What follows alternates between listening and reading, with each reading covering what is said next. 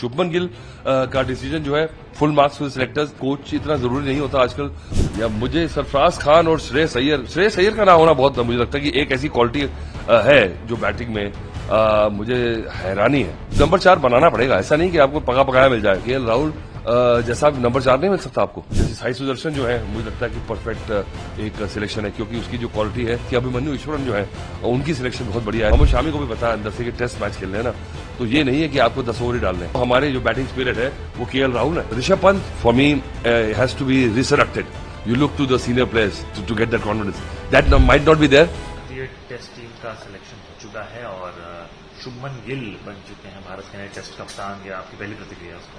देखिए, मुझे तो लगता है कि बहुत बढ़िया डिसीजन है सिलेक्टर्स का, क्योंकि मैं हमेशा से कह रहा था ऐसा एक कप्तान होना चाहिए जिसका गारंटी है कि वो तीनों फॉर्मेट में एक तो श्योरिटी होनी चाहिए भारतीय टीम के लिए, और दूसरा कि थोड़ा सा उसके पास समय होना चाहिए ग्रो इन करने के लिए।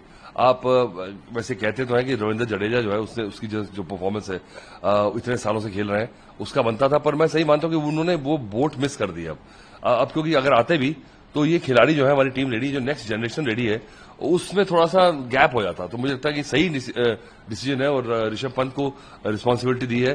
थोड़ा सा उनका मोरल डाउन हो गया था चैंपियंस ट्रॉफी के बाद, पर गौतम गंभीर के हाथ में है आपके किस तरह से ऋषभ पंत को वापस वो ऋषभ पंत बनने दें जो कि हमें चाहिए। क्योंकि ऋषभ पंत को अगर आपको उसको श्योरिटी नहीं लगेगी ना कि वो टीम उसके बिना नहीं चल सकती, तो वो आपको परफॉर्म नहीं करके देगा। तो वो फीलिंग लानी बहुत जरूरी है।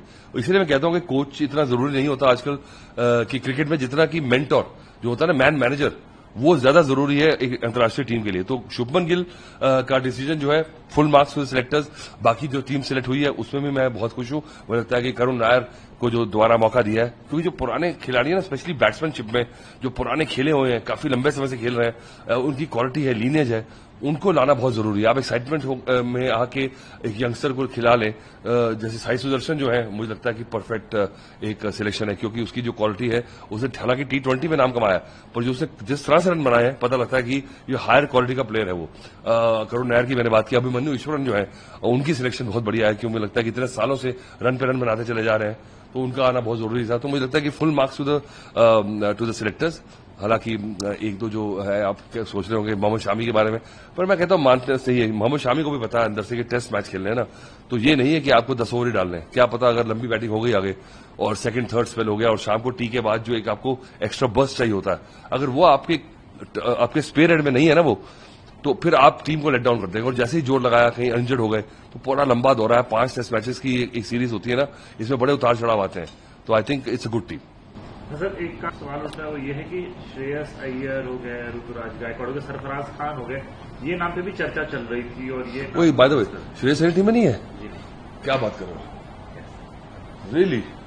ओह माय गॉड, अच्छा जी, चलो ठीक है। हाँ, वहां पर थोड़ा मे भी आप सरफराज खान, या मुझे सरफराज खान और श्रेयस अय्यर का नाम होना बहुत मुझे लगता है कि एक ऐसी क्वालिटी है जो बैटिंग में मुझे हैरानी है कि चलो ऐसा लग रहा है कि सिलेक्टर्स ने मन बना लिया बोर्ड ने कि टोटली जो टेस्ट क्रिकेट का मुखड़ा अलग कर देंगे, पर सरफराज खान का नाम होना, क्योंकि ऑस्ट्रेलिया में उनको मौका नहीं मिला था 11 में खेलने का, और जितनी क्वालिटी उन्होंने जितनी दिखाई थी, झलक दिखाई थी, उस हिसाब से मुझे लगता है कि वो टेस्ट क्वालिटी के ही प्लेयर है। और उनको ना पिक करना, आप ऋतुराज गायकवाड़ के बारे में भी कह सकते हैं, पर मुझे लगता है श्रेयस अय्यर और सरफराज खान का ना होना, और ये the selectors have gone back two players like Eswaran और करुण नायर, ये बताता है कि थोड़ा माइंडसेट का शिफ्ट है बीसीसीआई में। सर, यहाँ पर एक सवाल, विराट नहीं होंगे तो कौन होगा 4 नंबर? वो जो वॉइड है जो सचिन तेंदुलकर का विराट ने फिल किया था, विराट का कौन फिल करेगा? देखिए, ऐसे मुझे लगता है नंबर 4 बनाना पड़ेगा, ऐसा नहीं कि आपको पका पकाया मिल जाएगा। आपको देखना है केएल राहुल के पास वो क्वालिटी है। केएल राहुल की बात करें तो केएल राहुल जैसा नंबर 4 नहीं मिल सकता आपको। और अगर आपके पास, क्योंकि ओपनिंग स्लॉट अब जायसवाल और शुभमन गिल ने जो दिक्कत पूरी कर दी है, वो आपके पास अगर स्लॉट फिल्ड है, तो आप देख सकते हैं कि भाई उसमें अब आपको केएल राहुल के ऊपर वो बहुत बड़ा रोल है, क्योंकि अब वो हमारे जो बैटिंग स्पिरिट है वो केएल राहुल है अगर देखा जाए तो, क्योंकि बाकी जो नए प्लेयर्स हैं वो इतने श्योर नहीं है वर्ल्ड क्रिकेट में। और श्रेयस अय्यर रहते तो मुझे लगता है श्रेयस अय्यर का भी हक बनता था उस स्पॉट पे।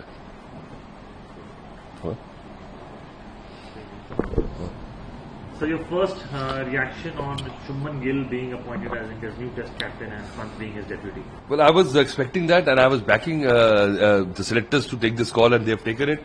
So I'm very happy that very mature call has been taken. Especially, I mean, Shubman Gill is a surety in all three formats of the game for India. He's got that age, he's got that stature, he's got that swagger to become the Indian Test captain. And I see that I just hope that he grows into the role, because of not having a couple of senior players, and the team maybe losing a couple of matches earlier on might just dent his confidence. But I just hope that selectors are in for the long haul. They've not taken this decision to go back on it. Rishabh Pant, for me, has to be resurrected. I think what Gautam Gambhir's handling of him has left a lot to be desired.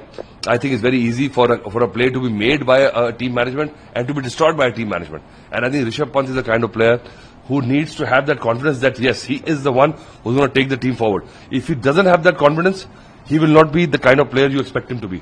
So I think to resurrect Rishabh Pant, to bring him back to his glory, it is the job of the team management, in spite of what Gautam Gambhir might say. But I think Indian cricket, owes it to Rishabh Pant to give him that stature back. KL Rahul has got a big role now. I'm surprised that Shreyas Iyer and Sarfaraz Khan, especially Shreyas Iyer. Sarfaraz Khan, I can maybe understand because of his England conditions. So maybe thought that Sarfaraz, we've got better options than Sarfaraz. But the selection of Karun Lahar shows that Indian cricket has matured. They've given somebody a leaf back because of he's trying to make a comeback. He's been there, done it. So I think that shows the maturity of bringing a player who has been there around for a long time. Having said that, I think it's a balanced squad. I think they've brought back Abhimanyu Ishwaran, who's been around for a long time. He deserves to have a go. You've got the settled players.